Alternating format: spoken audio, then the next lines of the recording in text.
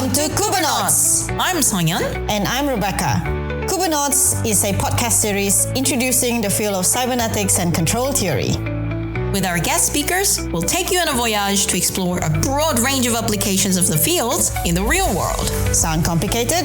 Well, all we need is your curiosity. Stay tuned!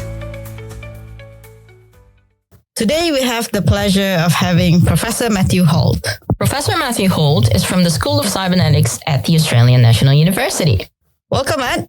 It's great to have you here today. So we'd like to have a chat about cybernetics. Can you tell us what is cybernetics in a nutshell? I sure can. So thanks. But first I want to say thank you for having me on your pod. What a fantastic initiative. And my great pleasure to be here and hopefully contribute something interesting for your audience. Thank you. Right. So what is cybernetics? So cybernetics comes from the word Cybernetics, which is a Greek word. Okay.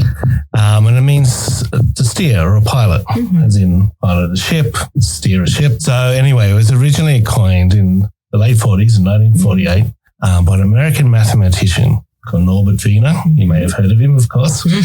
And he coined, like I said, he coined the term in 1948, and he defined it as a theory of control and communication in animals and machines. So his interest was in control. Right. Nice. He could only control things through communicating and hence the connection. But he thought it could apply to both the human, the biological, and also the machine world. So for him, he was also applied his mathematics to engineering applications. In his case, very much in communication engineering. Right. But I can explain what that means. Yeah, sure. Yes, of course. Please. All right. So let's go back to the idea of where Norbert Wiener took this approach. Yeah. So he was, as I said, Norbert Wiener was a mathematician. His field was in statistics, basically, in stochastic mathematics. And what that meant in a very, very broad sense, he was interested in how do we represent or mathematically understand complex systems, systems that involve change over time, systems that themselves are dynamic. And traditional for him, and this is a particularly new thing, but for him, traditional mathematics did not capture those evolving environments that involve communication. His idea was that he applies statistics or stochastic forms of mathematics to understand those more complex systems. And for him, the central question was whether it's a machine, whether it's a human, whether it's an environment, does that environment or person or piece of equipment, like electrical equipment, control itself or can be controlled? That's right. And that's the idea there of feedback. It has to somehow talk to itself to regulate itself. And that's the point about communication. There was other, previous examples of regulators within machines, within steam engines, for example. But he saw that premise or principle of regulation or self-regulation as inherent to anything that originally has some sort of purpose or conscious intent. And that's what's critical for Wiener and early forms of cybernetics, is looking at systems or processes that had intention or purpose, or what they call a telos, an end or a goal. Now that purpose or goal, or that telos, does not have to be conscious of that entity. We might, as humans, certainly are often conscious of our purposes. But nonetheless, it has to have some sort of, what do you mean by some sort of direction, some sort of aim, some sort of function. So how do you know whether that function or purpose or goal is being achieved? Well, only through feedback. And this is the other critical term for Wiener. And again, I'll call it early cybernetics, and I'll explain what I mean by that in a moment. But for Wiener, that was the essence of cybernetic theory. It's the study of feedback against some sort of purpose. Right. So feedback for him, it could be mathematically described. Feedback for him was a matter of, communication engineering, a matter of physics, a matter of mathematics, and so on. But you can see it in all forms, inherent in any kind of relatively complex system that's trying to achieve some sort of goal or purpose. So, in a way, to be purposeful, one needs to have a feedback mechanism in place. So then it reminds me of an image of, say, ants communicating with them within themselves using pheromone, like a chemical signal, to recognize where they're headed to and where they should be visiting for, say, food. So can it be also understood as a cybernetic system if that's the case? Very much so. Because you've got the principles that you mentioned earlier. One is some sort of communication. That's right. Sure. And that's happening in your example. And then some sense of using that communication to do something, to act. Right. And again, achieve potentially some sort of purpose.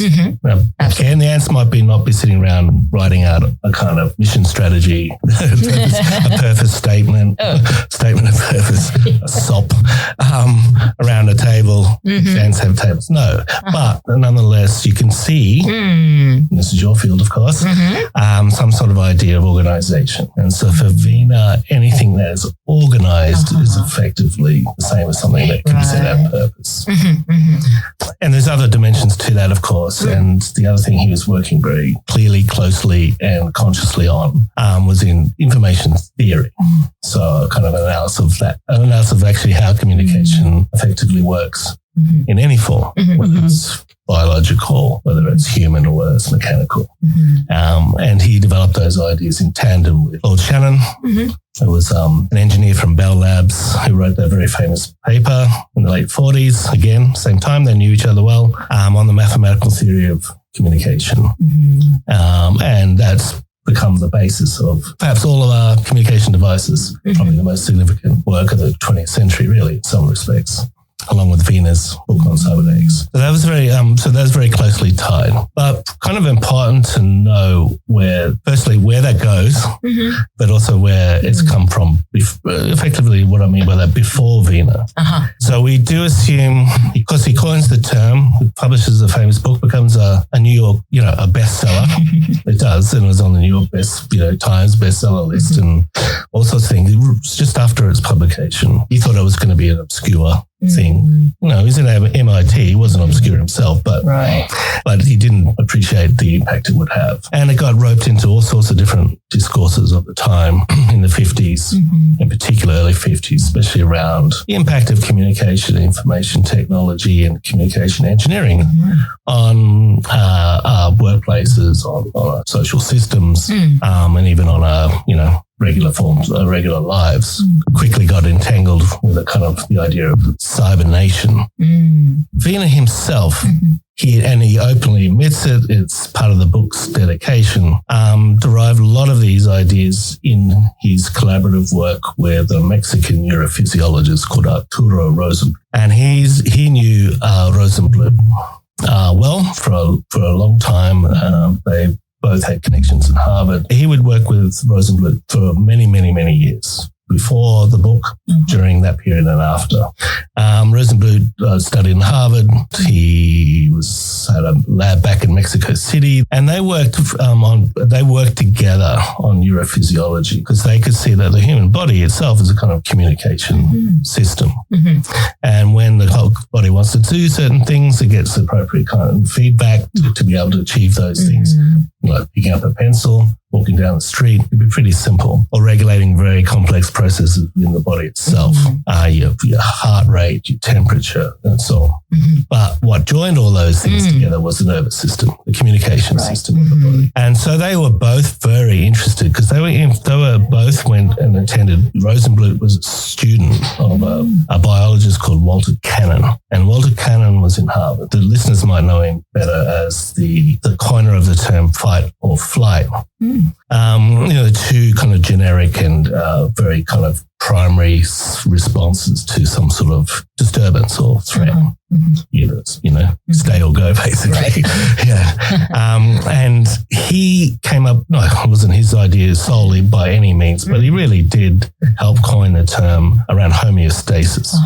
Homeostasis is, again, really central to cybernetics because it's the state, if you like, and the initial conditions or initial state to which the system's giving feedback to. So that could be the purpose. It could be, I mentioned before, body temperature of a certain. Human body wants to internally regulate its temperature. What is it, 38 degrees? That's right, yeah. And what happens when that gets disturbed? So, sometimes it's your sweat if it gets a fever, and certain things it'll do to maintain that temperature.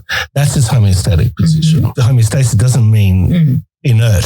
It doesn't mean, it's static. It doesn't have to mean that. It just means whatever that condition is. Exactly. Yeah, it could be turbulent. The homeostasis of a certain system could be constant, isn't it? But the feedback mechanisms regulate to get to that homeostatic position in very basic cybernetics.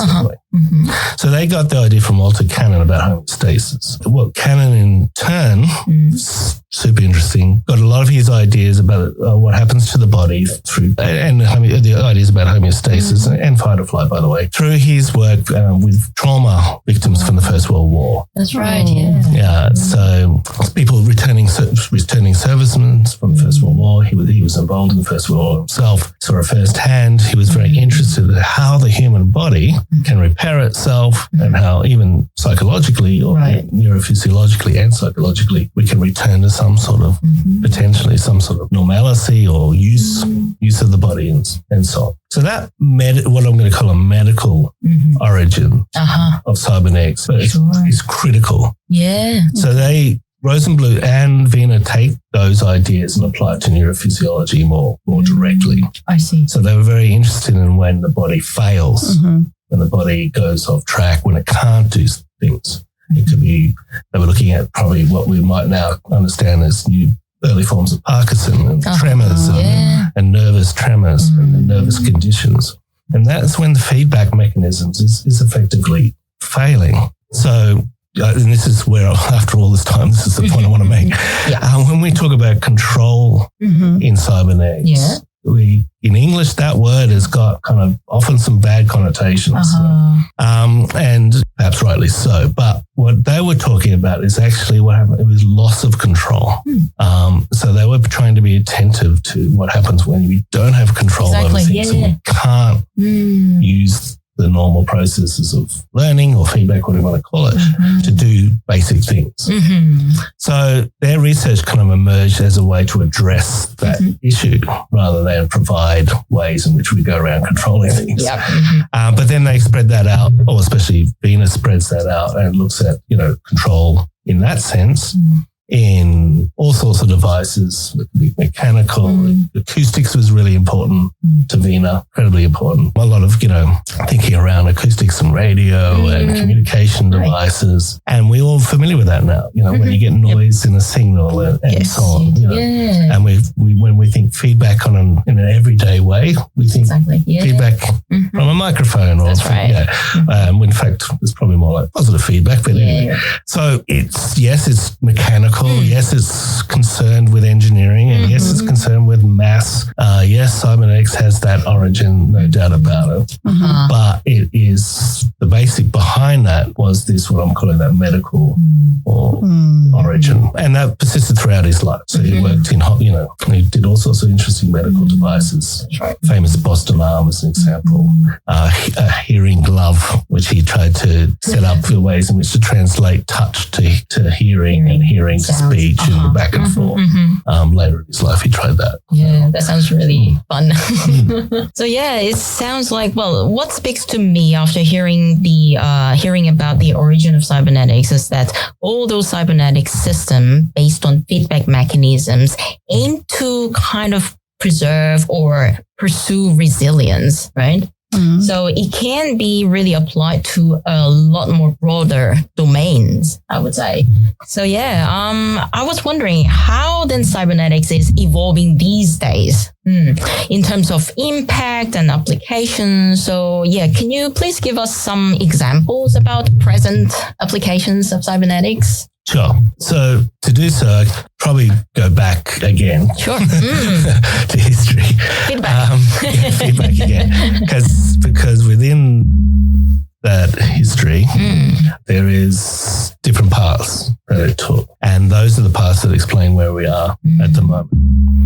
So there was a moment, for instance, that I think in a popular imagination, let's call it that. Some aspects of cybernetics is connected, for instance, to work within the military. Now, that's because during the Second World War, Norbert Wiener was commissioned to work on a project. He couldn't participate in the war himself. He's too old by that stage, and even in the First World War, he was refused from the army because of his nearsightedness. But him, like, every other scientist in the entirety of America, was put to use. Anyway, one of the projects he worked on was about how do you bring down airplanes in real time.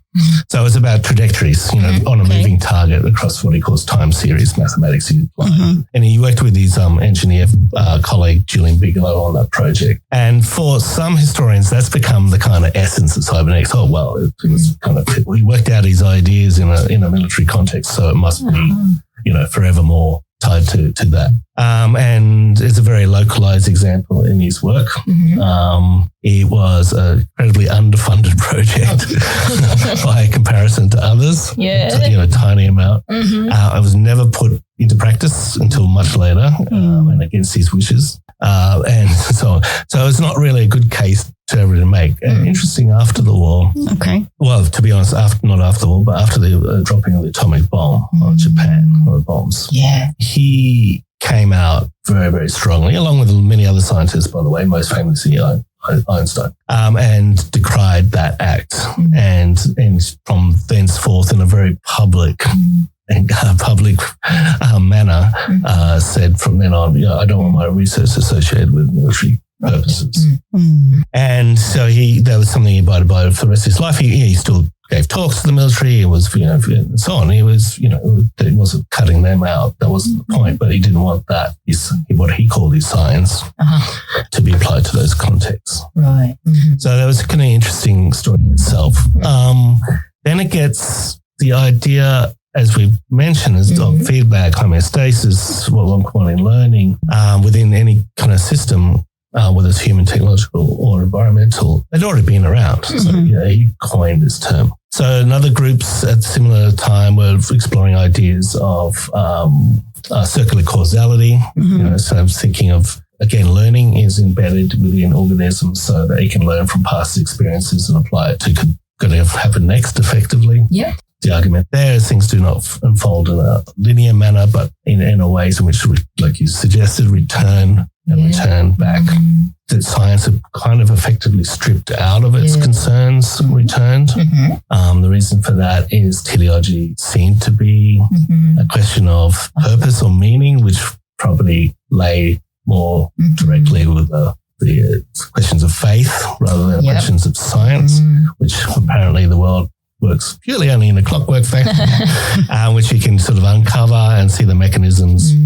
So that question of purpose returns to thinking, and that's really critical. So there was a series of conferences you may have heard, supported by the Macy Foundation, which again was a medical foundation, and it supported science research in that field for decades in the States.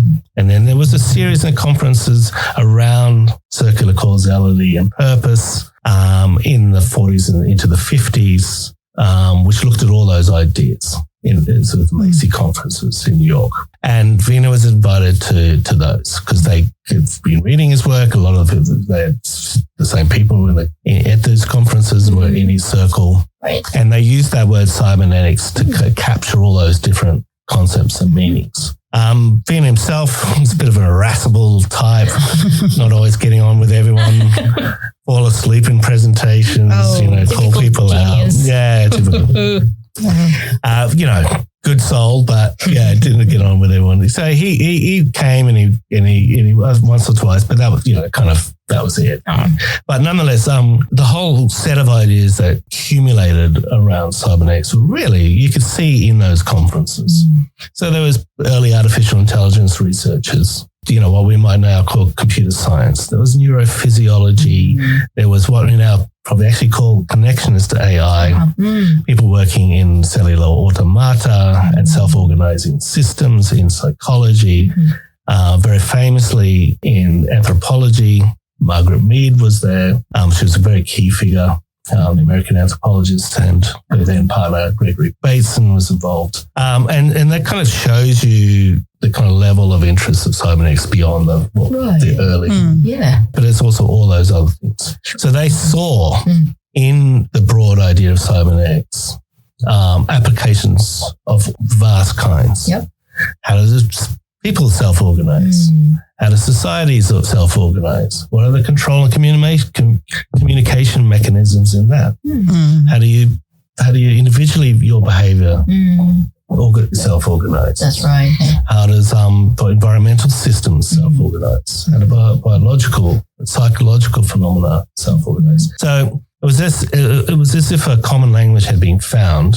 It wasn't a dogma or a doctrine because it was too broad for that. And hence, there's always not a lack of clarity, but it kind of such large applications that, it could go in different directions. And it was also applied almost contemporaneously, to be honest, what we would now call the creative field, arts, music, and also in early robotics and all sorts of things. So that gives you this is actually an answer to your question, because that gives you a sense of where it went. It went everywhere. Is the answer. You can expand to all kinds of fields now. That's right. Because it's hard to think of things that are not cybernetics. Yeah, exactly. I think everything is cybernetics. That's right. And partly the success was it's kind of not downfall, but it's kind of problem. It gets swept up in all the different fields, and used in those terms, but never kind of came back and consolidated as an independent discipline, because it was always transdisciplinary. Right. The other reason some say, because this is only the US history, it's not the rest of the world, something we can talk about as well, that artificial intelligence research took over all the funding. It attracted all the funding, the government funding, the military funding, and so on. And hence you get the rise of information systems, artificial intelligence, computing over cybernetics, even though cybernetics itself was largely the origin of those fields. Very famously, the founders of artificial intelligence, perhaps the coiner of the term, MIT guy John McCarthy famously coined artificial intelligence at a conference in 1956 to make sure Norbert Wiener wasn't there and that the new field wasn't going to be called cybernetics. That's a lot of effort. And he actually especially says that in his memories of the event. So it could have been very different. And what I mean by that is that we could be also talking around, you could have got me on to talk about this strange field called artificial intelligence while everyone's doing cybernetics. Right, okay, hang on, what about artificial intelligence? So yes, it could have had a bit very, very different history. Wow, that's really nice. It's a very nice sort of story from the early beginning of cybernetics, and then we go way before, and then we come back to the present, knowing that now cybernetics actually expanded to everywhere. Well, thank you for that summary. So how did you actually get interested in cybernetics? It seems that, you really do have a lot of interest, but how actually, when did you first encounter cybernetics? The first time I encountered cybernetics was I think it was in the early 90s. It's 1990s. Oh. Yeah. That's right. The 1890s. Right. And the 90s. Not long ago. Not long ago. Yeah. That's right. In the early 1990s. Just like yesterday. We were doing my PhD, and so we had some friend who was doing a work on looking at communication technologies and media technologies and its influence on how we defined a sense of place and community. And so he was looking at Norbert Wiener and very particularly his very kind of almost famous quote about the reach of community or the extent of community can be defined by the extent or reach of its communication. And its ability to communicate. But in those days, cybernetics was kind of used as, this is actually why I'm interested in it, as a kind of almost like a limit case for the way in which control, in the sense I've given it, can be used as social control. So the questions we were facing as kind of young PhD students there was how to analyze contemporary forms of social power and the idea of communication or political system or a social system that can use its own mechanisms of feedback to direct itself was seen as a kind of limit case. So is that a bad thing or a good thing? And what does that actually mean? So I guess it was a question. Now, having spent a long time looking at details of cybernetics and its history, including what I mentioned before about its medical origins, but also its what we call the ideas of cybernation, which is the application of cybernetics to industrial processes, which again, Wiener was very attentive to. So he was, if you read him, he wasn't defending something called cybernetics or interested in doing that. He was saying, like, this is what these labor, organized our industry. And he was very interested in that question, and he worked quite closely, but not closely enough, as it turns out, with labor leaders in America at the time, including Walter Reuter, who was the head of the largest workers' union in the States, to sort through and look through and think through the impact of cybernetic, self-regulating, automatic technologies on industrial processes, but also on labor force. And he was seriously concerned about the displacement of labor and its replacement by machines. So for us, even back then, and us, I mean, my kind of generation, used as a kind of philosophical test case to think about one very fundamental question. And that's, I've realized, thanks to you too, as reflecting on this before I came into the studio, that most of my thinking and research is really, and teaching has been about one question, and it's one question only, and that's about autonomy. What is autonomy? Because we ascribed autonomy to so many different things that could be self-regulating, self-thinking machines. Yes. But it also can mean political process. So what does it mean to be autonomous as a society? It's a fundamental question of democracy, which is now becoming even more important. It's fundamental to learning, to social behavior, to well-being, to have a sense of autonomy. And so what does it mean? So for me, cybernetics is ultimately about autonomy. What does it mean to say something is autonomous? How does it regulate itself? How does it give itself purpose? How does it give itself, and learn? Exactly. That's the other key point. So even then, like in the early 90s, that was the kind of test case. It could go this way. It could be this kind of world just runs itself for bad purposes and is really, really good at doing so because it's got the machinery and communication system. Dark side. Yeah, that's right. Thank you. It's kind of the dark side. And the other side is that all these concepts and ideas also really do help explain what it means to be autonomous. And for me, that's the critical question. If you give up autonomy, what else do you have? So roundabout way to answer your question, but that's what it's really about. Yeah, it's always fascinating to hear how cybernetics emerged in history and how it influenced and was influenced by other fields over time. But I guess most important thing is that it enables us to speak a common language in understanding a broad range of phenomena, whether it be mechanical, biological, or societal. Well, thanks so much for sharing your insights with us today, Matt. We deeply appreciate your time and contribution for Cybernetics. Well, thanks. Thank you.